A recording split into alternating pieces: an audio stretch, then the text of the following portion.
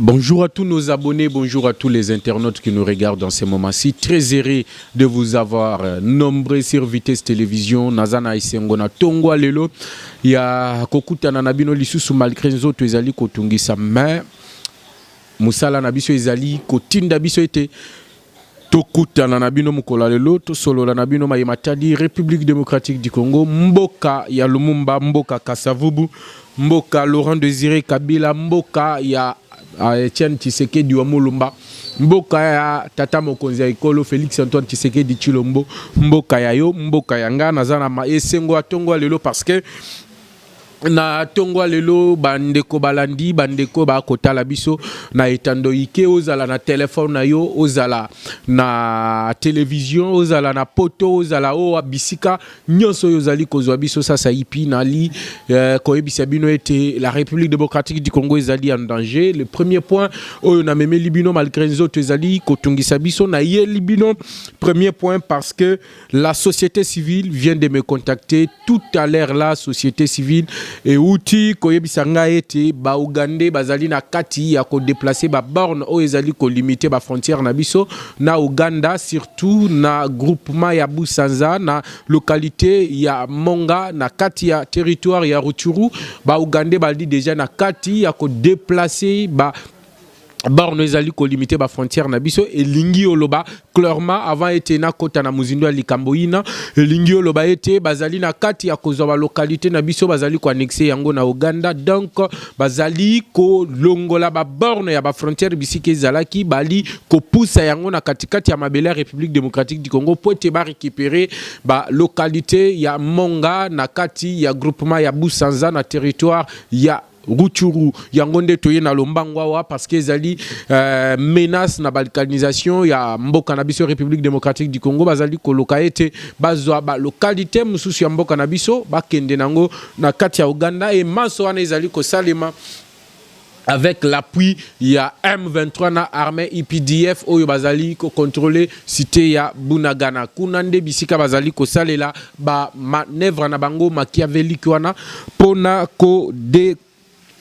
connecté ou soit ko kata ba certaines localités ya mboka na biso ba annexé yango na Uganda. To mekape kolobela likambo litali diplomatie na niveau ya Niger boyebi que le président nigérien oyo ba utaki ko sala coup d'état awanali ko solo la nabino boye lobby aboyaki koyamba na sol nigérien ba délégation ya CEDEAO ba délégation ya Nations Unies pe ba délégation ya États-Unis d'Amérique. Anthony Blackem a salaki déclaration politique to meka kolobela yango position ya Félix Tshisekedi par rapport ya menace ya guerre ou soit ya ba CEDEAO yeloba ki ete ba mboka wana ba mboka ina ba oya nanzela manduki kobundisa ba ndeko na biso ba ndeko na biso parce que ce sont les Africains comme nous. Il y a Niger oyo ba utaki kosala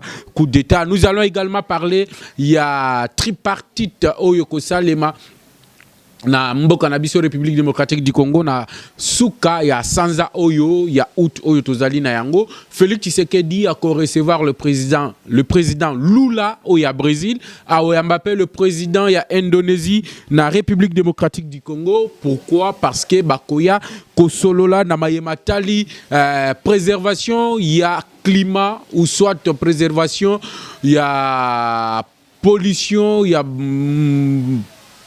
Moupepe na kati ya République démocratique du Congo parce que la République démocratique du Congo ezali parmi ba mboka oyo ezali na forêt oyo ezali ko batela mingi la déforestation bango ba lobi ete ndenge Brésil ezali ko se développer Indonésie pe ezali ko se développer na mbongo oyo bazali ko rétrocéder bango lolenge bali ko batela ba forêt na bango epa ya ba mboka oyo bazali ko spolier et climat. De même, la République démocratique du Congo doit également être subventionnée et Sengeli, République démocratique du Congo, ils ont mis solo pour être battre la paix forêt ou bien le bassin du Congo parce que 60% voire même 70% ya bassin du Congo ezali na katikati ya République démocratique du Congo. L'Ouganda, le M23 plutôt bali koboma le wazalendo bazali kotelemela bango mukolo ya lobi bolandaki lolenge nini ba frontema ezali kosalema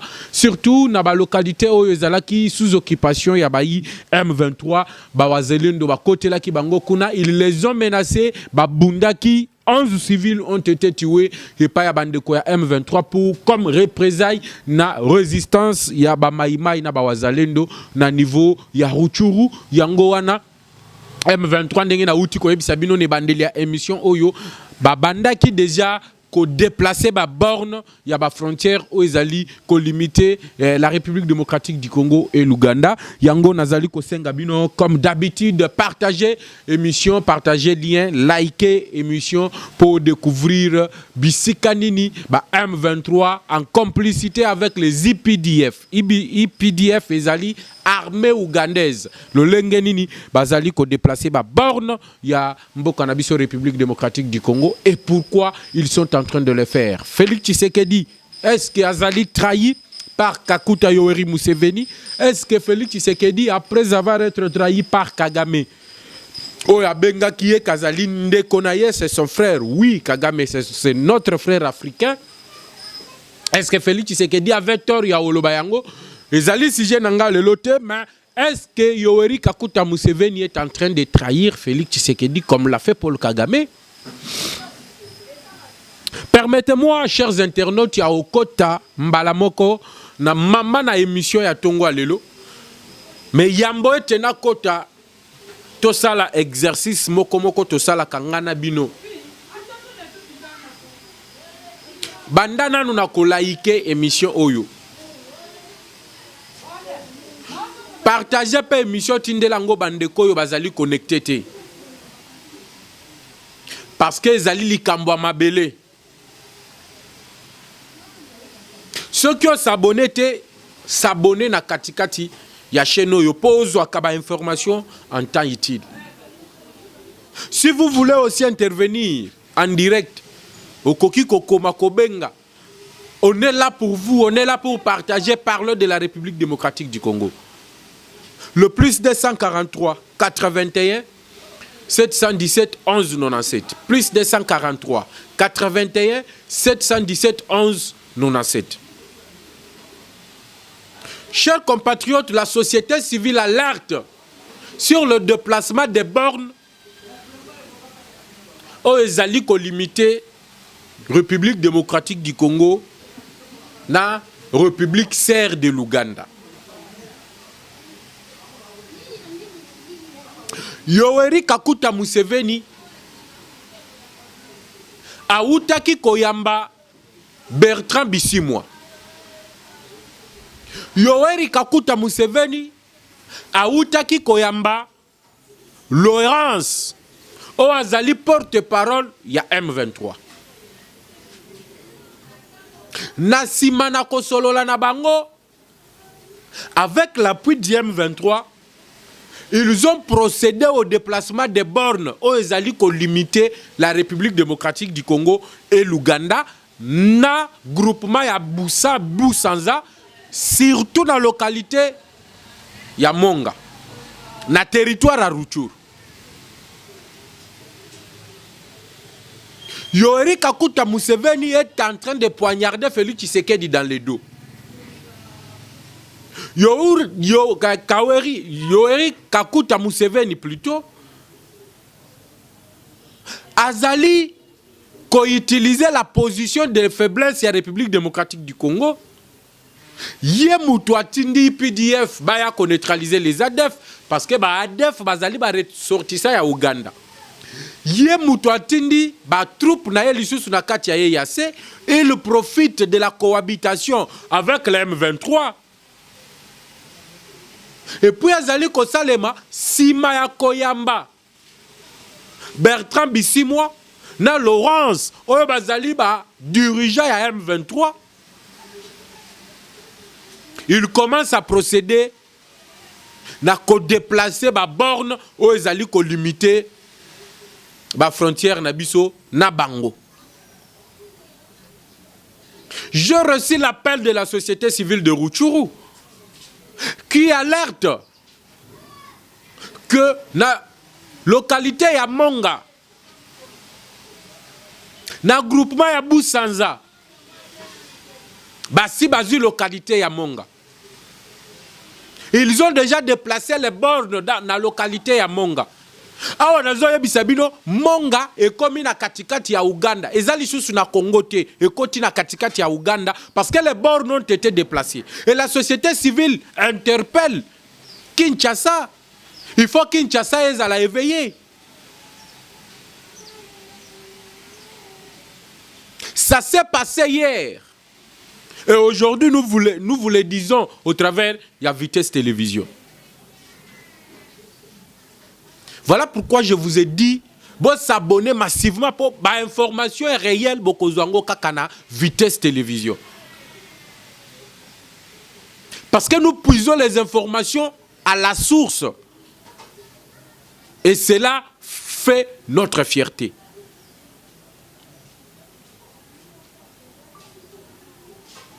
Kakuta Museveni, Ayami Uhuru Kenyatta, Ayami Bertrand Bisimwa, Ayami Laurence, Oazali porte-parole à M23, Mukolu, avant-hier. Lobby va procéder avec l'aide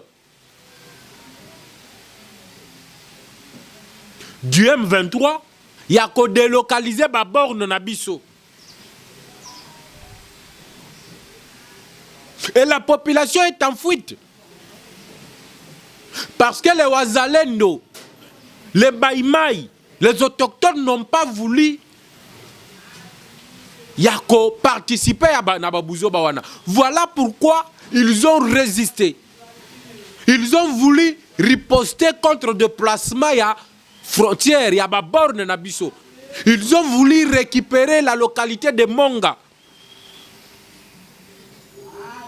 Et le M23 va attaquer Bango par surprise la nuit. Le village du Congo va aller récupérer Ango et pas Ougandais.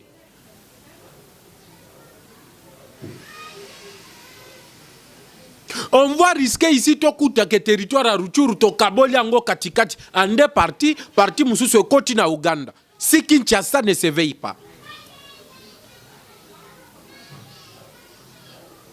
Voilà le moment, il y a kokende ko appuyer les Wazalendo. Voilà le moment, il y a kokende ko appuyer les Maïmaï, les autochtones qui défendent leur territoire. On a vu les images ici, il y a une unité, il y a un commando, ils allaient former, il y a lieutenant général Baouma, na Kisangani. Botinda bango na renfort. Bakende ko renforcer les Wazalendo. Ces Wazalendo peuvent être utilisés comme le réserviste. Bango bali kobunda. Ils ne veulent pas que Baborne na biso balongolango. Ils ne veulent pas que localité ya Monga ezala ba récupérer ango et pas ba Ougandais. La trahison de ces nilotiques, c'est Tutsi. Parce que Tutsi bazakaka na Rwanda te bazape na katikati ya nani ya Uganda. Et Kakuta Museveni et Paul Kagame bazali mutumoko. Ce sont des frères bazaba noko. Kakuta Museveni azali batoyo basungaki Kagame asala coup d'état na Rwanda. Ils avaient également la promesse que ceux qui t'ont appuyé bino bango pe bakoya ko appuyer Uganda pour ba exterminer bato bazali na République démocratique du Congo. Yango boyoka ki Paul Kagame alobaki que la RDC doit de la terre na Rwanda. Et aujourd'hui, crainte oyo biso tozalaki nango ezali kotalema lelo yo au travers ya trahison ya Kakuta Museveni qui poignarde Félix Tshisekedi dans le dos.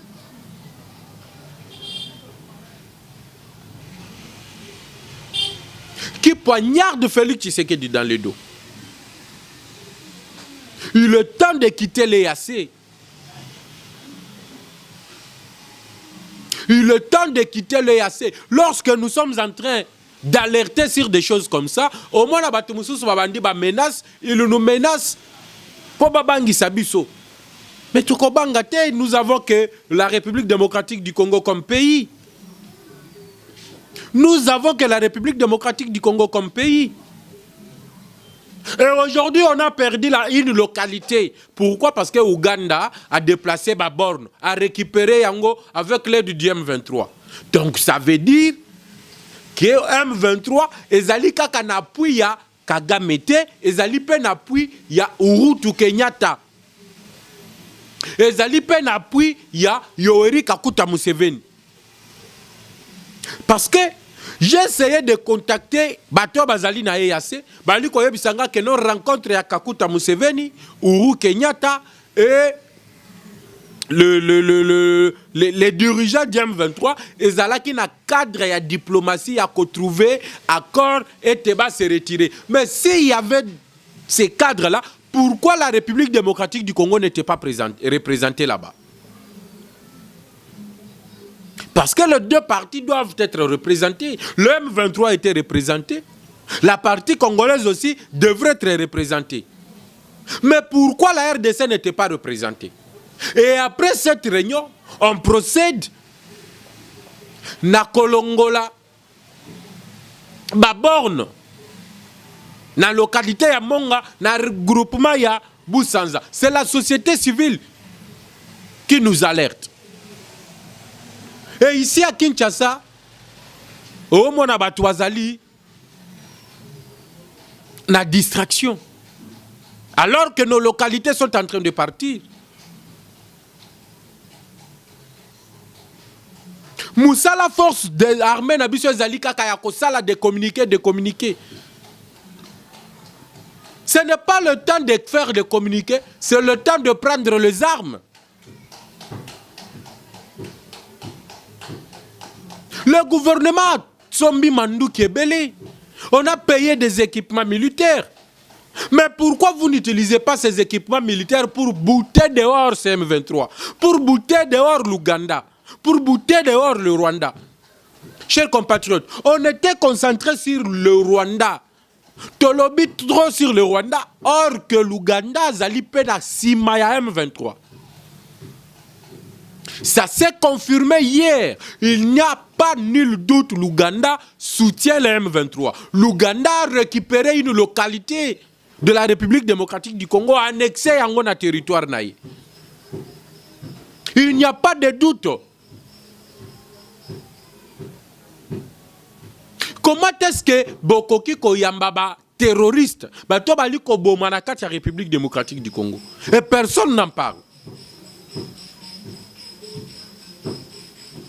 La communauté internationale, intéressée, c'est le Niger. C'est Mohamed Bazoum.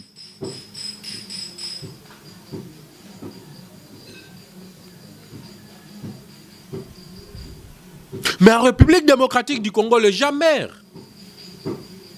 Lobby Batumusu Subakoufi. Lobby, awa nazali ko solo na bino, awa biso to uti ko silisa francophonie. À l'est, lobby babomi bat. Il y a des déplacements massifs. Il y a les déplacements massifs de la population. La population ne sait à quel sens se vouer. Ba yebite. Soki ba koki ko kendo bata maepa ya nani. La MONUSCO, les aventuriers. L'EAC, les aventuriers. Ceux qui sont en train d'aider l'Ouganda, il y a qu'à déplacer borne, c'est l'EAC. Tous des aventuriers. Tous des voleurs. Comment les troupes ougandaises, les troupes kenyans, babandaki koyiba mabele, le sol. Ya Congo, bazali ko memango. Na ba jefang na bango ba memango na Kenya kuna na Nairobi. Vous savez que dans Mituka ya MONUSCO, on a attrapé le minerai. Là-dedans, dans Bapne ya Mituka na bango, il y avait des minéraux. Tous des voleurs. Ils sont venus pour nous piller.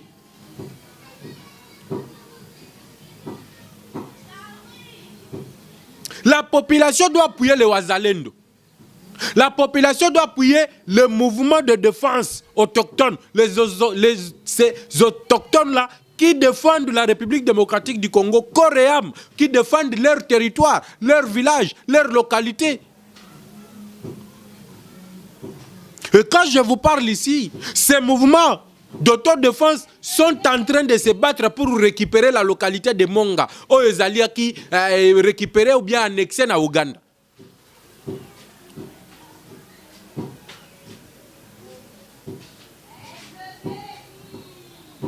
Tous nos voisins ici, peut-être l'Angola, attends Angola pe azaka mabe.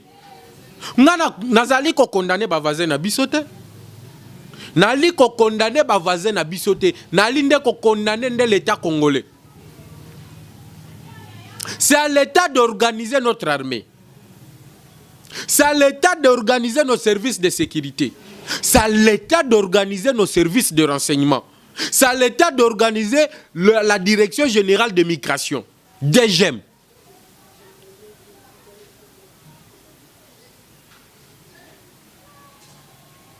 Comment t'expliquer que la frontière n'a biso biso moko to ko gérer frontière n'a biso te. Donc n'importe qui peut entrer au travers de la frontière n'a biso parce que nous sommes incapables de gérer nos frontières. Et comme conséquence lelo que nous avons perdu la localité de Monga. Une partie de la localité de Monga dans le regroupement de Boussanza, dans le territoire de Rutshuru, nous l'avons perdu parce qu'il y a eu déplacement de bornes. Ba borne wana ndenge ba déplacer yango. Bino boye ba ndenge nini ke borno ezalaki awate ezalaki kuna. Bokoye bango ndenge nini parce que l'Ouganda va s'en tenir aux bornes. Il vous dira que borne yango soki boboyi bokoti pe en guerre avec l'Ouganda. Et tout ça, c'est avec la complicité. Yaba IM23. Donc, et Uhuru Kenyatta, et Kakuta Museveni, et Paul Kagame, ils former trio. Ils font un trio qui est en attaque pour balkaniser la République démocratique du Congo. Aujourd'hui, Félix Tshisekedi est trahi par l'Ouganda par Kampala et Kigali. L'Ouganda et le Rwanda.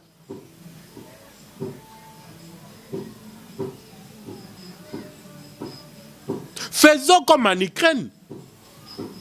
Le gouvernement pèse Mututu Manduki. Ce qu'on a posé au Bundelamboka, il y a cause de Manduki. Si nous ne sommes pas encore prêts avec nos forces armées de la République, je sais que Félix Tshisekedi a dit que ça a un effort pour remonter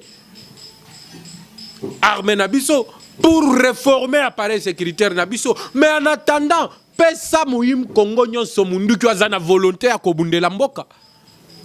Bazali ebele le wazalendo bali kobunda na ebisi bino lobby butu ezalaki a oinda entre les wazalendo et le M23, entre les Maïmaï et le M23, entre ces autochtones qui défendent le territoire du Congo et le M23. Tango bayoki déplacement ya borne Moussa et le M23 les a surpris la nuit. Ils ne se sont pas laissés faire. Ils ont répliqué.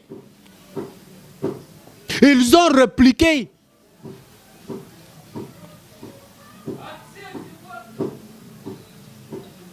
Comment aujourd'hui nous pouvons laisser l'Ouganda, des petits pays comme les Ouganda ici, les Luganda ici,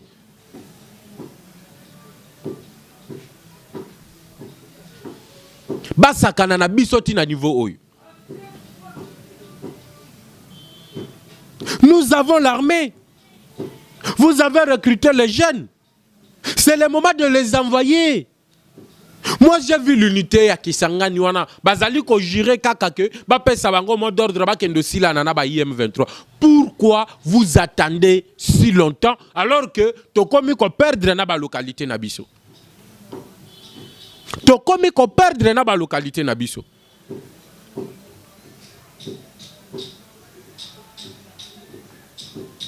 Chers compatriotes, ngonga yango yo oyo sengeli Congomani toi telema. Zwa émission oyo partager yango. La République est en danger. Félix Tshisekedi est mal entouré. Il a la volonté, oui, il a la volonté parce qu'il dénonce l'Ouganda, il fait les efforts. Mais est-ce que son entourage, le Conseil national de sécurité, est-ce que Bali ko sala musala na bango ndenge longo bani? Parce que ce qui Conseil national de sécurité a kosala musala na bango ndenge longo bani, je ne pense pas qu'aujourd'hui le M23 peut être encore sur le sol congolais. Est-ce que le chef d'état-major fait réellement son travail? Ce qui te lobi boye, ndenge bozali ba tout puissant, vous allez nous intimider pour bo kangabiso parce que to lobi boa kosala musala na bino malamu te. Le Nord Kivu est sous état de siège. Tous les territoires et tous les secteurs sont censés être dirigés par les soldats. Mais comment est-ce que ces gens-là sont entrés? Comment est-ce que le M23 est en train de progresser alors que ce sont les militaires qui dirigent là-bas? Y a-t-il un problème d'effectifs? Dites aux Congolais la vérité.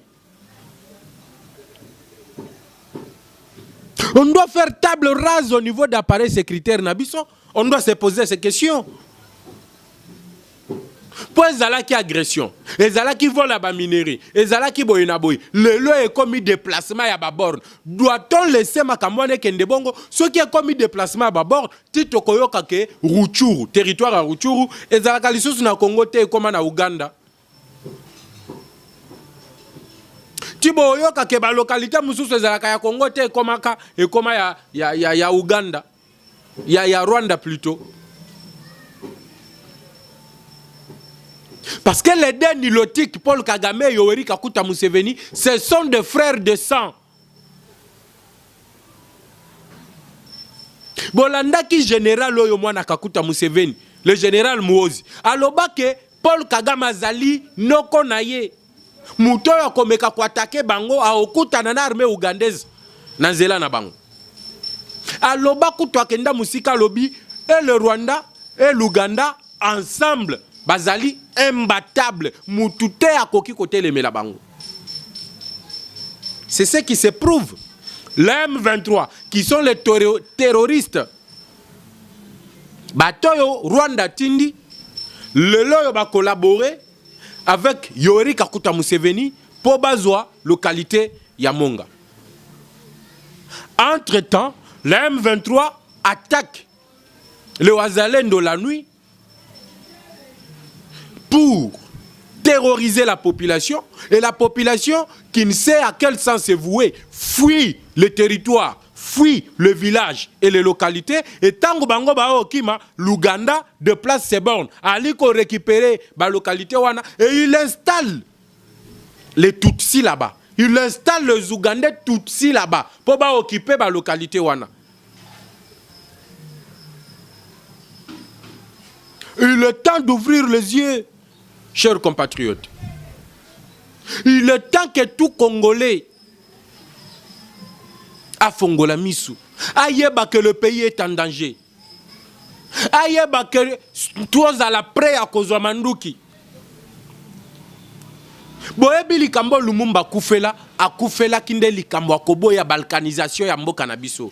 Lumumba boya nde balkanisation ya mboka. Yango nde leloyo batu bali kokufa. Les véritables Congolais ne veulent pas la balkanisation. Baboma Lumumba pona yango. Baboma Laurent Désiré Kabila pona yango. Etienne Tshisekedi alobela likambo yango. Félix Tshisekedi alobi tant qu'il dirige, le Congo ne sera pas balkanisé. Mais aujourd'hui, nous voyons que Toali ko perdre déjà la localité. Est-ce que Félix Tshisekedi, Maloboya alobela kibiso, que pendant son règne, on ne peut pas balkaniser le Congo? Et ce qui s'est passé hier, il y a que ba déplacer ba borne, l'Ouganda récupérer une partie de la localité de Monga. Na groupement Yabou Sanza, na territoire à Rutshuru. Est-ce une balkanisation ou soit des alinines? Peut-on nous expliquer aujourd'hui ce qui se passe à l'est de la République? Est-ce que c'est pour cela que Félix Tshisekedi a changé sécurité naïe, animateur, il y a sécurité naïe, parce que le conseiller spécial en matière de sécurité a été nommé il n'y a pas une semaine. Il y a également l'administrateur général de l'Agence nationale de renseignement, l'ANER, qui vient d'être nommé. Est-ce que c'est pour cela? Parce que Tshisekedi s'est rendu compte que Batoyo Bazali, Pembe naïe, Babanda Kiko, Sungayete, yango a changé yango.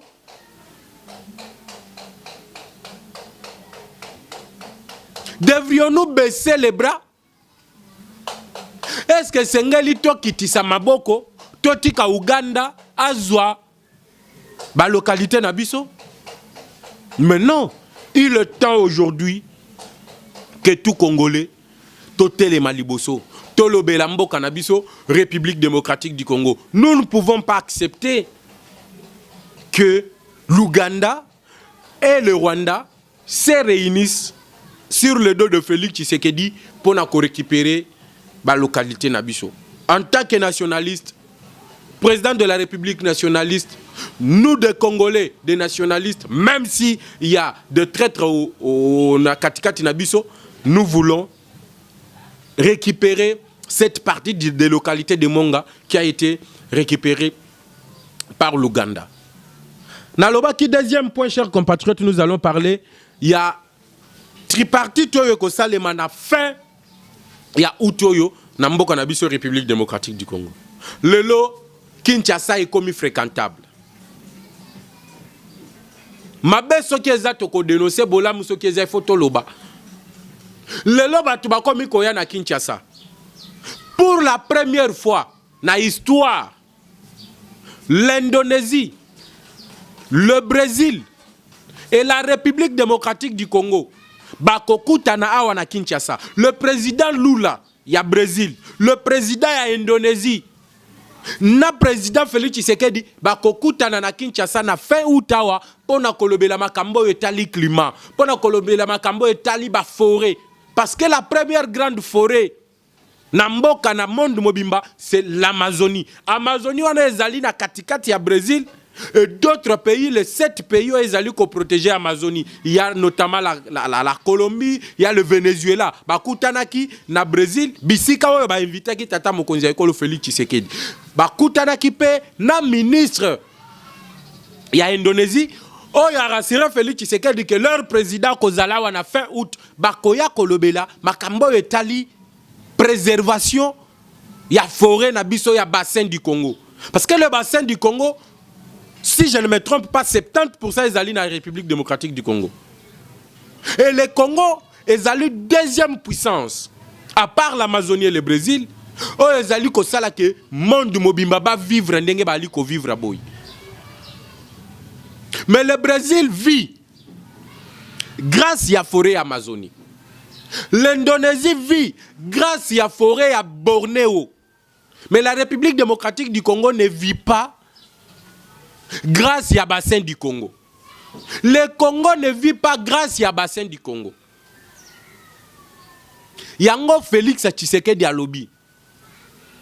Et Sengali to utiliser bassin du Congo. Et Sengali to utiliser forêt na biso.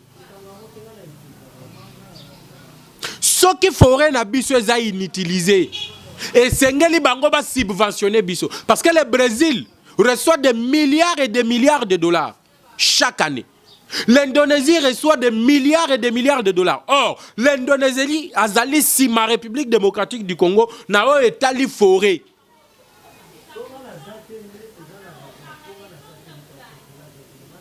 L'Indonésie est allée koya si ma République démocratique du Congo en ce qui concerne la forêt. Mais l'Indonésie a reçu des milliards et des milliards de dollars, mais la République démocratique du Congo ne reçoit absolument rien. Yango Félix Tshisekedi a lobby. Que ceux qui bolingi biso to utiliser forêt te, ceux qui bolingi to utiliser bassin à Congo te, et sengeli bo subventionner biso. Ceux qui boboy ko subventionner, tokokata banzete na biso. Parce que le peuple ils allaient protéger forêt wana, ils appellent na bosenga, ya ko vivre en courant. Ils appellent na bosenga, ya ko vivre comme toute population qui vit de ces richesses. Parce que la forêt c'est une richesse. Le monde entier bénéficie de la richesse du Congo qui est le bassin du Congo, mais les Congolais eux-mêmes n'en bénéficient pas. Congo ils allaient aux terres, ya ba spoliation. Il y a monde té. Le grand spoliateur Toyebi Bango, ce sont les Américains, ce sont les Chinois, ce sont les Britanniques, Ce sont ces pays occidentaux. Bango ne bazali ko spolier le monde au travers de l'industrie na bango. Et bénéficie. Bango spolier le monde. Na ba industrie na bango. Bamboka na bango ezali ko vivre. Na ba industrie wana. Mais ce qui est étonnant, c'est que biso ba tout ali ko protéger au travers ya forêt, ya bassin ya Congo, tu ali ko protéger. Monde, tu ali ko zoyelo côté, ba ali ko pesa biso elo côté. Cette fois-ci, la décision a été prise. Tshisekedi a été clair. Il a dit que cette fois-ci, c'est soit nous utilisons nos blocs pétroliers, nous utilisons nos blocs gaziers, nous utilisons notre forêt pour être Congolais à se retrouver, soit tobateli yango bino boali ko pesa biso. Ce qui nous est de droit. Pour ezali négociation te, toali ko senga mutu te, toali ko bondela te, ezali aide te, ezali droit na biso. Soki boboyi ko pesa biso mbongo, ko subventionner République démocratique du Congo, le lenga zali ko bomba forêt na biso pona vie ya monde mobimba, biso to ko utiliser ba richesse na biso pona ko faire vivre la République démocratique du Congo. Sinon pas Bosengeli bopesa biso mbongo. Yango moni na fin utawa le président Lula, le président brésilien aux na Congo, le président Indonésie pe aux na Congo. Le loyo de Félix Tshisekedi a kozwa maloba. Félix Tshisekedi prendra la parole na Brésil ou Kona pour parler du cas de la République démocratique du Congo. Aujourd'hui partout. Pourquoi? Parce qu'il y a quand même la volonté, le nationalisme au sein de Félix Tshisekedi ou à Kolobela Mboka, ou à Lingi Congolais, toi, se retrouver. Que le partage équitable de richesses du Congo puisse être effectif. Congolais, toi, se retrouver. Comme Batunabiso, Bazali, na ba village, na ba territoire, Bali, les locaux se retrouver au travers, il y a ba école, ba Kotonge la Bango, na Nzela, il y a 145 territoires, na Nzela ba hôpitaux bali ko tongela bango na ba ruto bazali ko asphalter na bamboka. Et Félix Tshisekedi veut bénéficier également des Congolais na richesse otozali nango ya forêt. Le long des places à kozwa maloba, à Koloba na Brésil, à oyebisa bango. Je vous ai dit, c'est le Brésil et l'Indonésie qui gagnent de l'argent, mais le bassin du Congo qui est plus important que cette forêt de Bornéo de l'Indonésie. Et pendant les 18 ans, Kabila n'en parlait pas. Bouche bée, monsieur Kabila, il ne disait absolument rien. Mais aujourd'hui, avec Félix Tshisekedi, qui a haussé la voix, qui a haussé le ton de la République démocratique du Congo, le loyo, les retombées sont en train de venir. Le Brésil et l'Indonésie acceptent de venir au Congo, de parler. Il y a Makambo, il y a Babassin, il y a réservation, il y a climat au Congo. Et que le Congo aussi doit bénéficier également d'un avantage. Nyonso, Oyo, Brésil azali ko bénéficier, Oyo, Indonésie azali ko bénéficier. Même si le Brésil a coquille collé la biso parce que l'Amazonie est la plus grande forêt dans le monde du Mobimba, mais après l'Amazonie, les abisso République démocratique du Congo, les Indonésie, les abisso République démocratique du Congo. Donc, les Nations Unies nous doivent beaucoup. Même si tolingi to futi sabango ya bambula oye le kaki, mais cette fois-ci, et Sengeli bandako pesa République démocratique du Congo des milliards et des milliards de dollars. Nous ne parlons pas des millions, mais des milliards et des milliards de dollars. Oyo sela ke ba pygmé, oyo ba bimi na forêt, o ba ko battre la forêt wana, ba tongela bango ba école, ba tongela bango ba hôpitaux, ba tiela bango courant, ba tongela bango banzela, ba tongela bango ba marché moderne, ba tongela bango pe ba biloko yo, oyo longo bani ete, ba to bazali na bozui, mais bozui na bango ou bien richesse na bango, ba boyi ko utiliser yango pour avantage ya monde. Les Américains font des iPhones, ils font des Samsung, ils font tout, des véhicules, tout. Ba industrie wana ndezali ko bebisa climat, mais biso ba Congolais, forêt na biso ndezali ko battre la monde du mobimba. Parce que forêt na biso des ali ko absorber spoliation tout bango bali ko sala wana. Et en contrepartie, Tshisekedi exige que des milliards et des milliards soient versés à la République démocratique du Congo, comme c'est le cas avec le Brésil et l'Indonésie. Tokozonga lobby pour nous décrypter discours, il y a Félix Tshisekedi. C'est un plaisir pour moi de vous présenter ce numéro de décryptage de l'actualité politique sur Vitesse Télévision, na ABC Binobo Sungabiso, na makoki bozali nango soki ozali na micro atambongo micro otindeli biso ozali na ma caméra ozali na résolution à likolo otindeli biso. Donc nous avons besoin de tout ça pour être tosale la bino musala kitoko na ebisa ki bino bo like émission bo partager yango pona kosunga bandeko bazali en ligne te baye baete localité ya monga lelo yo na koloba na bino et komi na maboko ya Uganda et que Félix Tshisekedi azali na Congo te azali na Brésil et que na fait ya moi utoyo président Lula et le président d'Indonésie, Bango Tumibale, Bakozala na Kinshasa pour parler du climat et que la RDC puisse bénéficier également de milliards et des milliards de dollars au Indonésie, na Brésil, Bazali, co-bénéficier. Le plus 243 81 717 11 97, plus 243 81 717 11 97, c'est mon numéro de contact. Quant à moi, je vous retrouve demain sur la même chaîne, à la même heure, avec le même plaisir. Ciao.